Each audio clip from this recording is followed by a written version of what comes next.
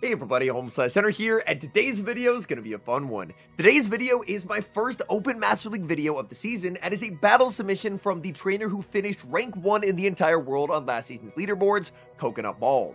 Now today, Coconut Bald is showing us the power of Shadow Dialga in the Open Master League. Shadow Dialga recently released into Pokemon Go via Shadow Raids, and he was able to get the Shadow Hundo.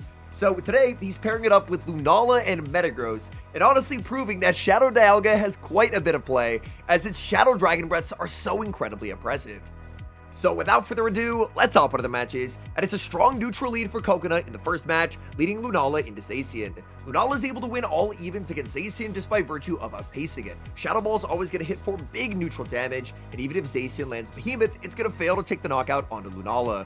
Lunala is going to be no-shielding, trying to make the Shadow Ball. Opponent pivots into their own Lunala, and that's going to be answered with the Metagross. Metagross able to make the Meteor Mash, big error from the opponent. Had they fired off the Shadow Ball, Coconut was a turn behind due to the one-turn switch, so Coconut would not have gotten the sneak. But Coconut's now able to get his turn back by firing off the Meteor Mash, and that means as the opponent doubles up on Shadow Balls, Coconut has the Meteor Mash and will win charge attack priority. The camera looked very weird there. That's something they're going to have to fix in the new system. The camera looked very weird on that CMP tie. Metagross does win that CMP tie. It's a close one, but Metagross should always win it. Shadow Ball will take the knockout, but now this is the perfect farm for Shadow Dialga. In the back is Zekrom, and look at the Shadow Dragon Breaths go. This is not like a regular Dialga where it's never going to be able to farm down. These Shadow Dragon Breaths hurt a lot. Dialga will have to throw some energy here or get a catch. Oh, what a play from Coconut Bald. He says, I don't have to throw energy. I can get the catch. And now Shadow Dialga is going to get the full farm down, exited with 100 energy, and that just instantly ends the game.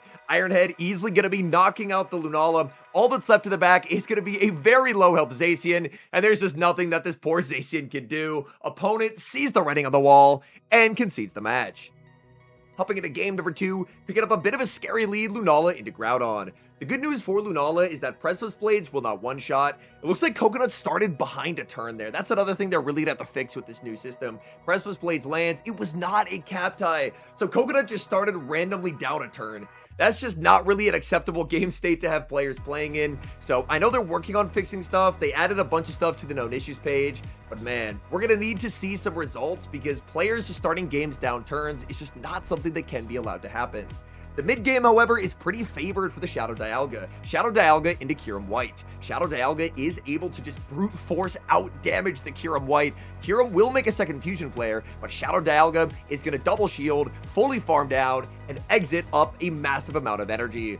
Is the opponent going to be sending back in the Groudon? Yes, they are. Groudon looking for a farm down, but it's not going to get there. Ironhead is going to be no-shielded by the Groudon. Groudon is going to fall. In the back, the opponent had Zekrom, and Zekrom's going to have to try and 1v3. Shadow Dialga only going to make an Ironhead that's still pretty valuable chip damage, and an aggressive pivot into the Metagross. Even just a Meteor Mash would do quite a lot of damage onto the Zekrom. Zekrom's going to have to fire off back-to-back Fusion Bolts if it wants the Metagross gone, and that is a lot of energy down the drain.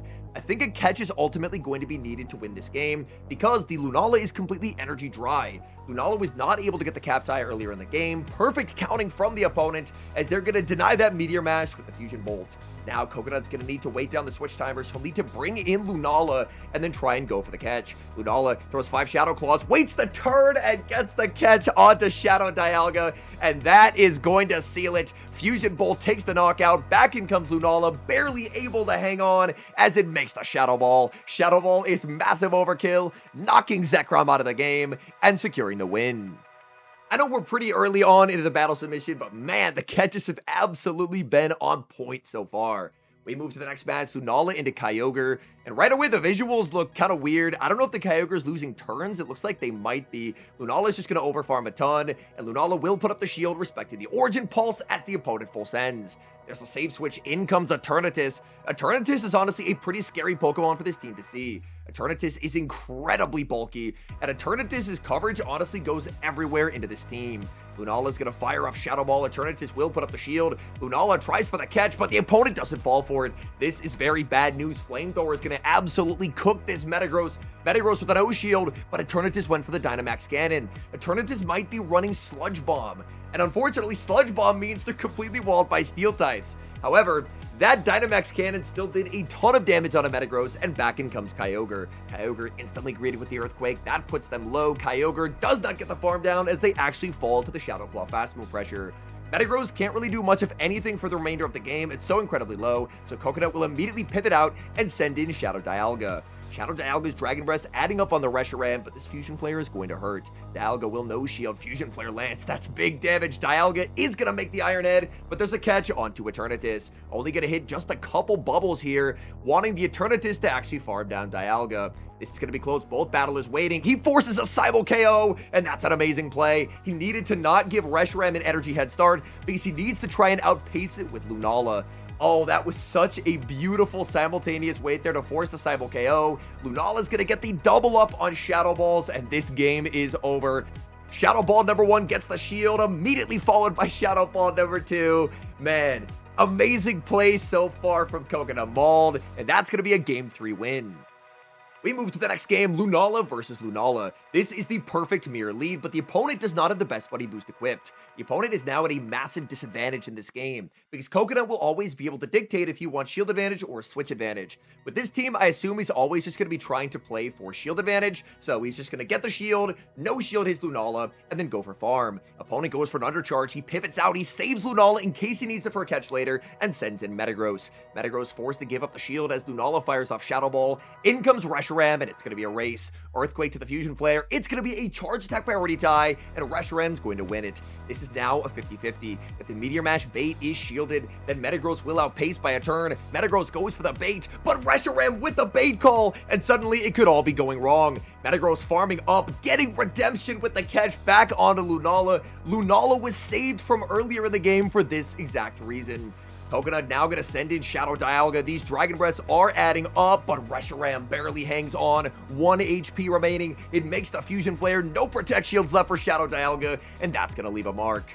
Dialga does exit with quite a bit of energy. In comes Kyurem. Oh, what a catch! Able to save the Kyurem and catch onto Lunala. But unfortunately for the opponent, I still think they are in an absolutely terrible position because Metagross has the back-to-back Meteor Mashes, and Meteor Mash is about to absolutely delete Kyurem White. I don't think Kyurem White can survive here. If it can, it's going to be on very low HP. Meteor Mash connects. Kyurem White actually barely hangs on, but they just have nothing left in the tank here. They can take the knockout on a Metagross with Fusion Flare, but they don't have enough HP to farm down Dialga. In comes Shadow Dialga. Shadow Dialga gets the farm down and secures the win. We move to the next game. Great lead in the next match, as the team has actually been switched up, and now it's the Metagross lead. So, exact same team of 3, but just with a slightly different order. Now it's ABA Steel. Zacian launches close combat. They're going to retreat into a Zygarde, and Zygarde will immediately be chipped down with a Meteor Mash.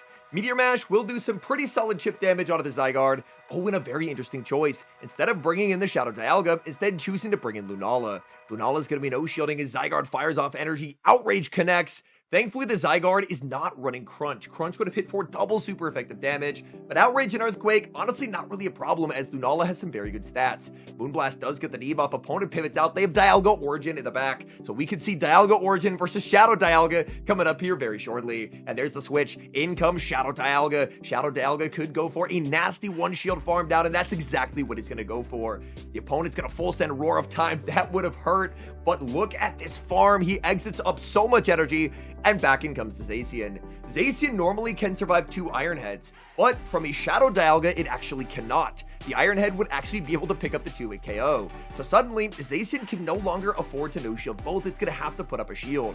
Add to that the fact that Dialga is rapidly approaching another Iron Head. The opponent, I don't know if they miscounted or if they overfarmed too much, but either way, that's going to cost them. Now they're forced to give up their final shield. They can never farm down the Dialga. Coconut tries for the catch, but the opponent's not going to let that happen. But even so, they're going to have to fire off an entire Behemoth Blade. That's so much energy down the drain. And now back in comes Dialga. Again, just trusting in the theory that the opponent is never going to be able to farm down. Dialga puts up the shield. Zacian goes for the close combat. Dialga throws in the middle of the Metal Claw, and that's going to be the end of Zacian. Man, I never thought I'd see the day when Zacian fell to Dialga. Back in comes the Zygarde. Zygarde's able to make the last second charge attack, but it's just too little, too late. Outrage takes the KO. One Shadow Claw from Metagross fells the Zygarde and takes the win. We move to the next match, Metagross into Dialga Origin. This should be a pretty nice lead for the Metagross. Obviously, it's pretty expensive to get to Earthquake, but Earthquake would absolutely delete the Dialga if it lands. Into the no shield from the Metagross. Will Dialga full send the Roar of Time? Yes, they will. That's big damage, and the opponent's actually going to make a very nice catch as they catch the Earthquake onto Kyogre. Bad news for the Kyogre, however, is Kyogre is about to get ruthlessly farmed by Shadow Dialga. Even though Dialga can survive the avalanche, I love the decision to put up the shield. This is trading a shield advantage in exchange for basically 100 free energy and a very healthy Shadow Dialga. Because what in the format is going to want to take this energy? Definitely not Dialga Origin. Shadow Dialga farming up, going for this Draco Meteor. Draco Meteor connects, Dialga Origin falls, and in comes Lunala. Lunala's energy could be quite problematic. This is a Pokemon that has the potential to 1v3. Shadow Dialga baits with the Iron Head, able to get the shield. Shadow Dialga pivots out and gets the catch onto Metagross. What a sensational play. Shadow Ball does not land on its intended target, and that is probably the dagger. As now, even just a Shadow Iron Head from the Dialga is going to hit for so much damage onto this Lunala. Lunala is forced to burn the final Protect Shield. Shadow Dialga makes another Iron Head. The sheer offensive pressure from Shadow Dialga is incredible. Iron Head connects, Dialga falls, in comes Lunala. And the opponent just does not have the health needed to make it to the back-to-back charge attacks. One Shadow Claw from Lunala KOs the opponent, and the win streak continues. We see a familiar lead matchup in the next game, Metagross into Zacian. This Zacian is going to stay in this lead, so I assume they're probably going to go for the chip and dip strategy of launching a close combat and then pivoting out. So they fire off the close combat on 7 that hits for big damage on a Metagross, and they're going to retreat into Palkia. Palkia going to be answered by the Shadow Dialga. These Dragon Breaths do quite a lot of damage. This is enough for the Spatial Rend. Dialga puts up the shield and gets the shield call right as the opponent goes for the Spatial Rend. Dialga going to have to throw energy here because if it doesn't, unfortunately, a second Spatial Rend will be reached. The energy advantage on Palkia proving critical for the opponent as they're barely able to make the second Rend and pressure away the final shield. Back in comes Zacian. Zacian's going to have to put up a shield on the second Iron Head. We've already established that is able to pick up the 2-hit KO. Dialga overfarms quite significantly. Dialga could try and go for a catch onto Lunala of the close combat. Dialga rapidly approaches the Iron Head, but the opponent perfect counting. They're not going to let Dialga get there. Close combat will take the knockout. Down a shield, but the opponent is debuffed. In comes Metagross, answered with the Zekrom. A Meteor Mash bait into the Zekrom. If this is shielded, the game's over, but it's no shielded. Opponent calls the bait, and suddenly all could be lost. If this Zekrom is on Crunch, I think this game is unwinnable. Meteor Mash bait will be shielded, trying to make another Meteor Mash, but it's perfect counting from the opponent. The energy is denied, and now it's Lunala versus the world. Lunala's going to need very precise energy management in this game. Lunala hits the field. Moment of truth. Are they running Crunch? Lunala out of options, but it's not a Crunch. Lunala still in the fight. In comes Zacian. Zacian pretty far away from a charge attack, and Lunala's going to overfarm. Is this enough of an overfarm to outpace the Zekrom? Shadow Ball KOs the Zacian. Back in comes the Zekrom. It's going to be a race, but Lunala's able to get there. Pristine energy management from Coconut Mold. Shadow Ball KOs the Zekrom, and that's a good game. We move to the next match, Metagross leading into Metagross. This should be a very fun mirror lead. Neither has Best Buddy equipped, but Coconut started behind by a turn. Man, they have got to fix this. You simply cannot have games starting with one or both players behind by turns. I know it's something that they're working on, but man, I really hope they fix this because that is just so incredibly irritating. It's irritating for me to watch, and I can't even imagine how irritating it must be to play. Oh my goodness, because that completely changed how we had to play out this lead matchup. He's able to win the lead, but in comes Marshadow, and this is definitely a team breaker. Had he been able to compete on the CMP time, maybe take a knockout with the Earthquake, he would have had a lot more health remaining on his Metagross. Whereas it completely changed how he had to play out the game, and now he's in a pretty rough predicament. He can fire off the Shadow Ball, but Marshadow is just going to go for the one shield farm down, exit with a ton of energy, and he's going to need a catch onto the Metagross if he wants any chance in this game, because Marshadow's always going to make it to back-to-back close combats. Marshadow farms up, there's close combat number 1, and Dialga is forced to put up the shield. If he gets the catch, he's in a pretty decent spot. Ice Punch bait from the opponent, tries for the catch, does not get it, and unfortunately at this point, Dialga down a shield. I don't really know if it's beating anything. There's the close combat from the Marshadow. In the back is Zekrom. That was going to be a tough game to win, but unfortunately starting behind by a turn at the start really made it so that game was impossible. Hopping into the final match, picking up a very nice lead, Metagross into Zacian. Opponent safe switches into Palkia, and he doesn't really have a clean answer here, so he's just going to stay in with the Metagross, fire off a Meteor Mash bait, and man, people are disrespecting the Earthquake from Metagross. Metagross going to be no-shielding, Palkia only going to go for an Aqua Tail. Aqua Tail, Spatial Rend, neither one's really going to do a lot of damage. Granted, I haven't played Master League this season, but from the Master League games that I've watched, it really seems like people are not running a whole lot of Fire Blast. Metagross is going to be no-shielding. Aqua Tail won't take the knockout here, but could allow him to potentially pivot out. There's the pivot. In comes Shadow Dialga, answered with the Zacian, but this is not the normal matchup. Again, this is where the Iron Head being able to two-shot is such a big game changer for the Shadow Dialga. Shadow Dialga launches Iron Head Zacian with a no-shield. Zacian immediately hits back with the close combat. His goal here is pretty simple. He's going to try and go for massive farm with Lunala. Lunala up energy is very, very neutrally strong in this meta. Zacian will make the Behemoth Blade, and after this Behemoth, the switch timer should be up. So now it's even shields. In the back is Kyogre, and the game's going to come down to this. Coconut's going to need one more catch if he wants to escape with a win in this final game. Shadow Ball is going to be shielded up by Kyogre. There's another Shadow Ball, and this is going to be putting Kyogre very, very low. Does he go for the catch right away? Does he look to overfarm? He farms up. He waits the turn. There's the catch attempt. Unfortunately, he does not get it. Opponent will get the double up on Avalanches, and he will resign the match. And now some final thoughts on Shadow Dialga and its meta viability in the Master League. Honestly, after seeing Shadow Dialga be played, I feel that Shadow Dialga does actually have some interesting anti-meta play. I think compared to the regular Dialga, the fact that it has a significantly more playable Zacian matchup is a pretty big plus for it.